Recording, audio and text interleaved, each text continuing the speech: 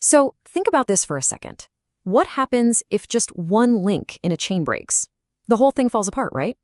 Well, it's a simple idea, but it's the perfect way to think about the, super fragile, interconnected web of life on our planet.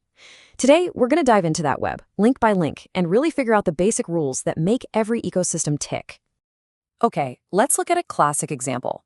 You've got grass, which gets eaten by grasshoppers, the grasshoppers get eaten by mice, and it goes all the way up to the eagle. Seems pretty simple, right? But what if we just, poof, remove one of those pieces? Let's say all the mice in this ecosystem just vanished. What do you think happens then? The answer to that question is where we start to see the hidden rules of nature. So to solve this little puzzle of ours, we got to zoom out a bit and look at the blueprint for life itself, the food chain. And let me tell you, it is so much more than just a menu of who eats who. It's really about this invisible river of energy flowing all the way from the sun through every single plant and animal, connecting literally everything on Earth. All right, so let's get into it. Let's unravel this thing. If we want to understand what happens when our mice disappear, we have to go back, way back, to the absolute beginning, the ultimate power source for all life on this planet. A good way to think about an ecosystem is like a big play. And before you can get the plot, you gotta meet the actors, right? On this stage, there are really three main roles. You've got the producers, the consumers, and the decomposers. And every single one of them is absolutely essential to keep the show going. So where does all the energy for this whole production even come from? I mean, it doesn't just appear out of thin air, right? Nope. It all starts with one single incredible power source and a very special group of organisms that basically figured out how to plug right into it. First up on our cast list, let's meet the producers. These guys are the self-sufficient powerhouses of the planet. We're talking about plants, algae, even some bacteria. They're basically the only living things that don't need to eat like we do because they make their own food from scratch using the simplest ingredients you can imagine. And their special trick? It's a little process you've probably heard of called photosynthesis. It's amazing, really. They just take sunlight, water, and carbon dioxide, and poof, they turn it into energy. They've literally figured out how to eat sunlight. And that one skill, that's the energy foundation for almost all life on this planet. Wild. And this right here, this leads us to what is basically the first, most fundamental law of ecology. Every single food chain has to start with a producer, no exceptions. Without that first step, no energy ever gets into the system, and life as we know it, well, it just wouldn't exist. It's rule number one, for sure. Okay, so the producers have basically cooked up a giant meal for the whole planet. The big question is, who gets to eat it? Well, that brings us to the next character in our play, the consumers. Now, unlike the producers, consumers can't just whip up their own energy. No. To stay alive, they have to get that energy by, well, consuming other living things. We're talking about pretty much every animal you can think of. And yeah, that includes us. But consumer is a really broad term, so let's break it down a little. First, you've got your herbivores. These are your strict vegetarians, only eating plants. Then you have the carnivores, the meat eaters who hunt other animals. And finally, you have the omnivores, the opportunists who'll eat pretty much anything, plants or animals. And here's something that's just super cool. You can often tell exactly what an animal eats just by looking at its teeth. Seriously, big flat molars, those are perfect for grinding up tough plants.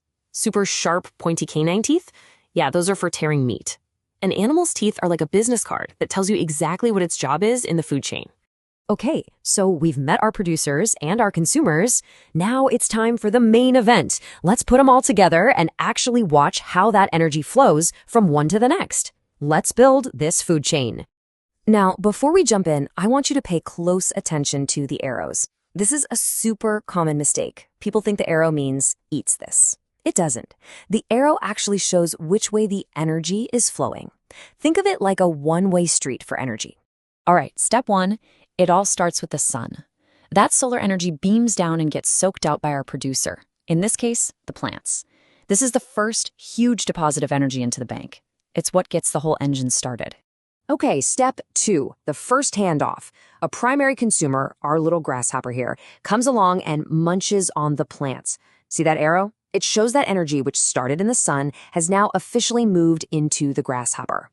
And we keep going. Step 3, the mouse eats the grasshopper. And that very same little packet of energy that came from the sun moves up one more step in the chain.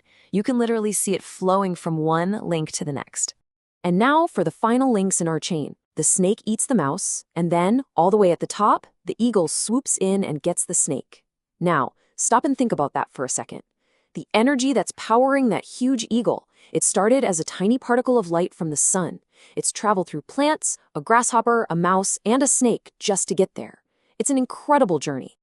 But hold on, the story doesn't just end when the eagle dies. There's actually one last, absolutely crucial character in our play that we haven't met yet.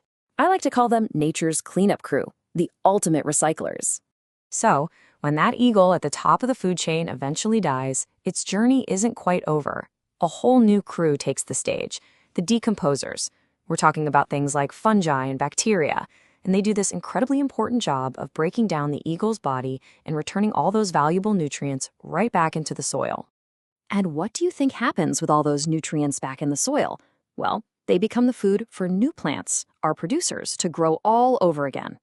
And that is the exact moment our straight line of a chain bends back and becomes a perfect circle. It's a beautiful, never-ending, self-sustaining loop. You know, this whole interconnected system, the producers, the consumers, the decomposers, all of them interacting and affecting each other, there's a name for the study of all that. It's called ecology. It's the science of the very connections we've been mapping out here. So, the big takeaway here is that nothing in nature exists by itself. Every single organism affects every other one, which means we can finally answer our question from the beginning. What happens if the mice disappear? Well, the chain breaks. The snakes that eat the mice, they're in big trouble. They'll either starve or have to find something else to eat. And what about the eagles that eat the snakes? They're going to feel it too. Just one broken link sends these huge shockwaves up and down the entire system. So when you really think about it, every living thing from a tiny little microbe to a giant blue whale is a critical link in a chain somewhere.